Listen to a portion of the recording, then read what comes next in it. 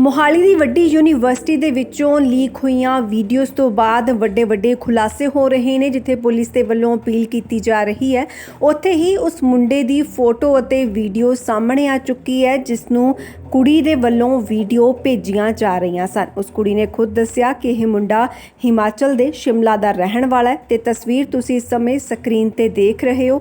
ਬਾਰ-ਬਾਰ ਉਸ ਫੋਟੋ ਨੂੰ ਬਾਕੀ ਦੀਆਂ ਕੁੜੀਆਂ ਨੇ ਵੀ ਦੇਖਿਆ ਜਿਸ ਨੂੰ ਕਿ ਇਹ ਸਾਰੀਆਂ ਵੀਡੀਓਜ਼ ਭੇਜੀਆਂ ਗਈਆਂ ਸਨ। ਇਸ ਤੋਂ ਬਾਅਦ ਕੁੜੀ ਦੇ ਨਾਲ ਜਦੋਂ ਗੱਲਬਾਤ ਕੀਤੀ ਜਾਂਦੀ ਹੈ ਕਿ ਆਖਿਰਕਾਰ ਉਸਨੇ ਕਿਸ ਦੇ ਕਹਿਣ ਤੇ ਇਹ ਸਭ ਕੁਝ ਕੀਤਾ, ਇਸ ਦੇ ਪਿੱਛੇ ਦਾ ਮਕਸਦ ਕੀ ਸੀ, ਕਿੰਨੇ ਸਮੇਂ ਤੋਂ ਇਹ ਸਾਰੀਆਂ ਵੀਡੀਓਜ਼ ਬਣਾਈਆਂ ਜਾ ਰਹੀਆਂ ਸਨ, ਇਸ ਨੂੰ ਲੈ ਕੇ ਕੁੜੀ ਦੇ ਵੱਲੋਂ ਹੁਣ ਤੱਕ ਕੋਈ ਵੀ ਪੁਖਤਾ ਗੱਲ ਦਾ ਜਵਾਬ ਸਹੀ ਤਰੀਕੇ ਦੇ ਨਾਲ ਨਹੀਂ ਦਿੱਤਾ ਗਿਆ। ਪਰ ਤੁਹਾਨੂੰ ਦੱਸ ਦਈਏ ਕਿ ਪੁਲਿਸ ਦੇ ਵੱਲੋਂ ਪਹਿਲਾਂ ਉੱਡ ਰਹੀਆਂ ਅਫਵਾਹਾਂ ਦਾ ਖੰਡਨ ਕੀਤਾ ਜਾ ਰਿਹਾ ਹੈ। ਪੁਲਿਸ ਨੇ ਦੱਸਿਆ ਕਿ ਕਿਸੇ ਵੀ ਵਿਦਿਆਰਥਣ ਦੇ ਵੱਲੋਂ ਆਪਣੀ ਜਾਨ ਨੂੰ ਖਤਰੇ ਦੇ ਵਿੱਚ ਨਹੀਂ ਪਾਇਆ ਗਿਆ, ਜਾਨ ਲੈਣ ਦੀ ਕੋਸ਼ਿਸ਼ ਨਹੀਂ ਕੀਤੀ ਗਈ। ਸਗੋਂ ਜਦੋਂ ਇਹ ਸਾਰਾ ਹੰਗਾਮਾ ਹੋਇਆ ਉਸੇ ਦੌਰਾਨ ਹੀ ਕਿਸੇ ਕੁੜੀ ਨੂੰ ਚੱਕਰ ਆ ਗਏ ਸਨ ਜਾਂ ਫਿਰ ਉਸ ਦੀ ਤਬੀਅਤ ਵਿਗੜ ਗਈ ਸੀ। ਸਿਰਫ ਉਹੀ ਕੁੜੀ ਹੈ ਜਿਸ ਨੂੰ ਕਿ ਹਸਪਤਾਲ ਦੇ ਵਿੱਚ ਭਰਤੀ ਕਰਵਾਇਆ ਗਿਆ ਸੀ ਤੇ ਅਜਿਹਾ ਕੋਈ ਵੀ ਵਾਕਿਆ ਇਸ ਯੂਨੀਵਰਸਿਟੀ ਦੇ ਵਿੱਚ ਕੋਈ ਵੀ ਹਾਦਸਾ ਨਹੀਂ ਹੋਇਆ ਕਿ ਕਿਸੇ ਕੁੜੀ ਦੇ ਵੱਲੋਂ ਆਪਣੀ ਜਾਨ ਨੂੰ ਖਤਰੇ ਦੇ ਵਿੱਚ ਪਾਇਆ ਗਿਆ ਹੋਵੇ। ਇਹ ਵੀ ਸਾਫ਼ ਕਰ ਦਿੱਤਾ ਗਿਆ ਹੈ ਪੁਲਿਸ ਵਾਲਿਆਂ ਦੇ ਵੱਲੋਂ ਕਿ ਜਿਹੜੀਆਂ ਵੀਡੀਓਜ਼ ਭੇਜੀਆਂ ਗਈਆਂ ਨੇ ਉਹ ਬਾਕੀ ਕੁੜੀਆਂ ਦੀ ਨਹੀਂ, ਸਗੋਂ ਉਸੇ ਕੁੜੀ ਦੀ ਹੈ ਜਿਸ ਨੇ ਕਿ ਇਹ ਸਾਰੀ ਵੀਡੀਓਜ਼ ਬਣਾਈਆਂ ਨੇ, ਜਿਸ ਤੇ ਸਾਰਾ ਇਲਜ਼ਾਮ ਲੱਗ ਰਿਹਾ ਹੈ ਤੇ ਉਸੇ ਦੀ ਹੀ ਵੀਡੀਓ ਹੈ ਜਿਹੜੀ ਕਿ ਅੱਗੇ ਤੱਕ ਭੇਜੀ ਗਈ ਸੀ। ਬਾਕੀ ਹੋਰ ਕਿਸੇ ਕੁੜੀ ਦੀ ਵੀਡੀਓ ਅੱਗੇ ਤੱਕ ਭੇਜੀ ਨਹੀਂ ਗਈ ਹੈ। ਇਸ ਸਾਰੇ ਮਾਮਲੇ ਨੂੰ ਲੈ ਕੇ ਪੁਲਿਸ ਨੇ ਅਫਵਾਹਾਂ ਤੋਂ ਬਚਣ ਦੇ ਲਈ ਅਪੀਲ ਕੀਤੀ ਹੈ। ਕਿਹਾ ਗਿਆ ਕਿ ਅਫਵਾਹਾਂ ਤੋਂ ਬਚੋ ਅਤੇ ਹੁਣ ਤੱਕ ਉਹਨਾਂ ਦੀ ਨਿਗਰਾਨੀ ਦੇ ਵਿੱਚ ਜਿਹੜੀਆਂ ਗੱਲਾਂ ਬਾਤਾਂ ਸਾਹਮਣੇ ਆਈਆਂ ਨੇ, ਜਿਹੜੀ ਜਾਣਕਾਰੀ ਸਾਹਮਣੇ ਆਈ ਹੈ, ਸਾਂਝੀ ਕੀਤੀ ਗਈ ਹੈ। ਇੱਕ ਵਾਰੀ ਤੁਸੀਂ ਵੀ ਸੁਣ ਲਵੋ ਅਤੇ ਨਾਲ ਤੁਹਾਨੂੰ ਇਹ ਵੀ ਦੱਸ ਦਈਏ ਕਿ ਮਾਨ ਸਰਕਾਰ ਦੇ ਵੱਲੋਂ ਵੀ ਇਸ ਗੱਲ ਦਾ ਖੰਡਨ ਕਰ ਦਿੱਤਾ ਗਿਆ ਕਿ ਕਿਸੇ ਵੀ ਕੁੜੀ ਦੇ ਵੱਲੋਂ ਆਪਣੀ ਜਾਨ ਨੂੰ ਖਤਰੇ ਦੇ ਵਿੱਚ ਪਾਇਆ ਗਿਆ ਹੋਵੇ। ਇਹ ਖਬਰ ਤੁਸੀਂ ਸੁਣ ਹੀ ਚੁੱਕੇ ਹੋ ਕਿ ਕਿਸ ਤਰ੍ਹਾਂ ਦੇ ਨਾਲ ਯੂਨੀਵਰਸਿਟੀ ਦੇ ਅੰਦਰੋਂ ਦੀ ਇੱਕ ਵੀਡੀਓਜ਼ ਵਾਇਰਲ ਹੁੰਦੀਆਂ ਨੇ, ਜਿਸ ਤੋਂ ਬਾਅਦ ਇਹ ਸਾਰਾ ਹੰਗਾਮਾ ਹੋਇਆ। 2:30 ਵਜੇ ਸਵੇਰ ਦਾ ਸਮਾਂ ਭਾਰੀ ਪੁਲਿਸ ਫੋਰਸ ਯੂਨੀਵਰਸਿਟੀ ਦੇ ਵਿੱਚ ਪਹੁੰਚ ਚੁੱਕੀ ਸੀ। ਹੋਸਟਲ ਦੇ ਵਿੱਚ ਰਹਿੰਦੇ ਮੁੰਡੇ ਕੁੜੀਆਂ, ਕਾਲਜ ਦੇ ਵਿੱਚ ਪੜ੍ਹਨ ਵਾਲੇ ਇਹਨਾਂ ਵਿਦਿਆਰਥੀਆਂ ਦੇ ਵੱਲੋਂ ਜੰਮ ਕੇ ਹੰਗਾਮਾ ਕੀਤਾ ਗਿਆ ਸੀ, ਜਿਸ ਨੂੰ ਕਿ ਪੁਲਿਸ ਦੇ ਵੱਲੋਂ ਸ਼ਾਂਤ ਕਰ ਦਿੱਤਾ ਗਿਆ ਅਤੇ ਕਿਹਾ ਗਿਆ ਕਿ ਜਲਦ ਹੀ ਸਾਰੀ ਤੱਥਾਂ ਦੀ ਜਾਣਕਾਰੀ ਲੋਕਾਂ ਦੇ ਨਾਲ ਸਾਂਝੀ ਕੀਤੀ ਜਾਵੇਗੀ। ਪਰ ਫਿਲਹਾਲ ਉਹਨਾਂ ਨੂੰ ਇਸ ਸਾਰੇ मामले ते पूरी पुछ पड़ताल करन दे लई समा चाहिदा है। कोई वीडियो बनाया गया है बाय अ गर्ल एक स्टूडेंट की तरफ से, और वो वीडियो जो है उसके रिगार्डिंग कुछ र्यूमर फैल गया था कि वो वीडियो कुछ और लोगों का भी बनाया गया है। तो उसके बेस के ऊपर यहाँ पे कुछ बच्चे जो हैं उन्होंने प्रोटेस्ट किया था। उसके रिगार्डिंग ऑलरेडी एक FIR रजिस्टर कर दी गई है और जो अक्यूज्ड हैं उनको हम अरेस्ट कर चुके हैं। मैटर अब इन्वेस्टिगेशन के अंदर है। इसमें मेरी एक रिक्वेस्ट है आपके माध्यम से कि कोई भी जो र्यूमर्स हैं उनके ऊपर बिल्कुल हम ध्यान ना दें।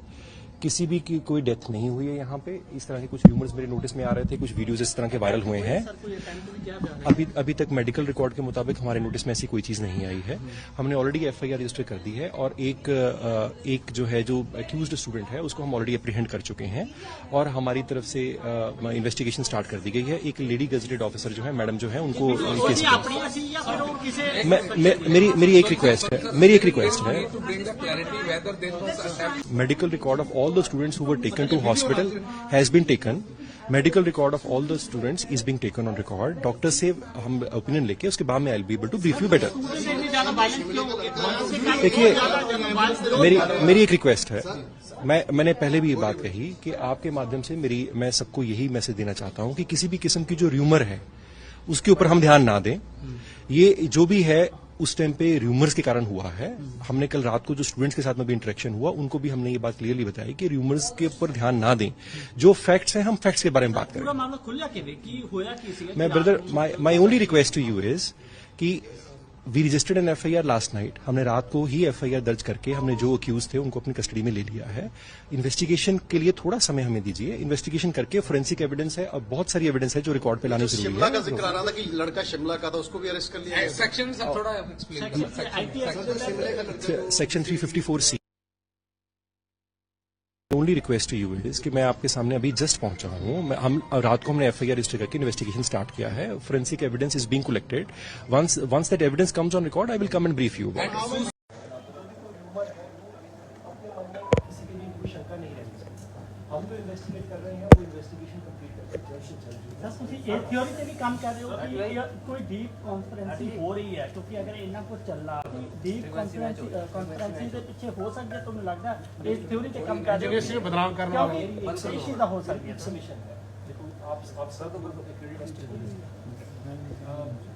सब लोगों ने बड़े सब लोगों के सामने तथ्य मैं थोड़ा सामने जरूर मेरी ਤੁਹਾਨੂੰ एक रिक्वेस्ट है कि ਤੁਸੀਂ ਆਪਣੇ ਮਾध्यਮ ਇਹ ਚੀਜ਼ ਜੋ ਫੈਕਟਸ ਹੈਗੇ ਨੇ ਉਹ ਸਾਰੇ ਲੋਕਾਂ ਦੇ ਸਾਹਮਣੇ ਜਿਹੜੀ ਆਪਣੇ ਜੇਬ ਤੇ ਇਦਾਂ ਦੀ ਕੋਈ ਰਿਮੋਟ ਸੀ सर एक आप बोले थे कि वो हिमाचल शिमला से हिमाचल से ਸਰ ਟੀਮ ਜਾ ਰਹੀ ਹੈ ਸਰ ਦੋ ਸਾਹਮਣੇ यार एक मिनट यार एक मिनट शिमला से हैं सर मेरी एक रिक्वेस्ट है कि आप वो इन्वेस्टिगेशन को भी हिमाचल से हिमाचल से है और इन्वेस्टिगेशन में मैं मेरी एक और सजेशन है कि हम पहले ही दिन एक ही घंटे में मैं ये नहीं बता सकता कि सारा केस क्या सामने अब तक आया मेरे आपके सारे सामने आपके जो कुछ क्वेश्चंस हैं जो शायद अभी अनआंसर्ड भी होंगे, कुछ डाउट्स भी होंगे, तो जैसे जैसे इन्वेस्टिगेशन प्रोसीड करेगी जो भी कुछ ऑन रिकॉर्ड आएगा हम वो सब आपके सामने और कोर्ट के सामने लेके आएंगे। सर हमारी तरफ से जो एफआईआर दर्ज की गई वो एफआईआर जैसे कॉग्निजेबल ऑफेंस हमें लगा कि कुछ हुआ है हमने एफआईआर दर्ज की। एफआईआर दर्ज करने का मतलब ये कतई नहीं है कि ये क्राइम हुआ है, अगर नहीं हुआ होगा तो कैंसिलेशन फाइल। तो इन्वेस्टिगेशन प्रोसेस स्टार्ट करना हमारी बेसिक रिस्पॉन्सिबिलिटी है और हमने बेसिक रिस्पॉन्सिबिलिटी जो है वो हमने अपनी निभाई है और हमारी तरफ से इन्वेस्टिगेटिंग ऑफिसर जो है lady investigating officer investigating officer जो है उसको इन्वेस्टिगेट करनी है और बहुत जल्द जो है आपके सामने हम सारा सब सरकार भी कहीं ना कहीं इस पूरे मामले को लेकर बहुत गंभीर है, क्या टच में है और कौन कौन किन किन नेताओं का आपसे बात? मेरी रिक्वेस्ट है कि माननीय डीटी साहब बहुत सीरियसली इस मैटर को पर्सनली मॉनिटर करते हैं। एक एक केस की डिटेल्स हम सर से डिस्कस करके हमसे गाइडेंस देते हैं। Government is very serious about ensuring justice to all those involved और मेरी तरफ से सिर्फ एक ही रिक्वेस्ट है कि जो भी मीडिया में हम कुछ चलाते हैं सुबह से बहुत रिपोर्ट चली है, एक बात हम जरूर ध्यान में रखें कि बिकॉज क्योंकि इसमें एक गर्ल स्टूडेंट का इशू इन्वॉल्व है, एक लड़की का इशू इन्वॉल्व है, तो हम कुछ भी जो न्यूज़ चलाते हैं वो वेरीफाइड हो और जो भी न्यूज़ हमारी आती है पब्लिक के सामने मीडिया के सामने आती है हम मॉडेस्टी का जरूर ध्यान रखें। किसी बच्ची की लाइफ का सवाल है तो इसलिए मेरी एक रिक्वेस्ट है आपकी तरफ से और आपके माध्यम से जितने भी सोशल मीडिया प्लेटफॉर्म्स अगर आपके नोटिस में कुछ भी इस तरह की रूमर मॉन्गरिंग आती है तो मैं चाहूँगा कि आप भी उसको जरूर कॉन्ट्रोडिक्ट करें और अगर ऐसी कोई भी आती तो हमारे नोटिस में भी लेके आए तो हम भी कंसर्न जो भी कोई प्लेटफॉर्म्स हैं उनको भी नोटिस में लेके आए।